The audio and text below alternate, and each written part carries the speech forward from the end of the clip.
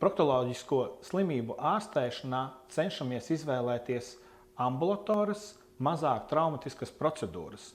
Tas vienmēr būs saistīts ar vienkāršāku sagatavošanos, mazāk analīzes, tas būs saistīts ar īsāku uzturēšanos klīnikā, tas varētu būt līdz kaut kādai stundai un ne vairāk, un, protams, ar vieglāku pēcoperācijas periodu.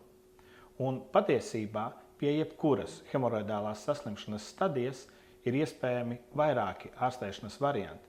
Vienmēr var veikt radikālas, lielas operācijas, taču arī pie lielām stadijām ir iespējams šo problēmu sakārtot ar nelielām, mazinvazīvām, maztraumatiskām procedūrām, kur pēcoperācijas periods būs daudz vienkāršāks.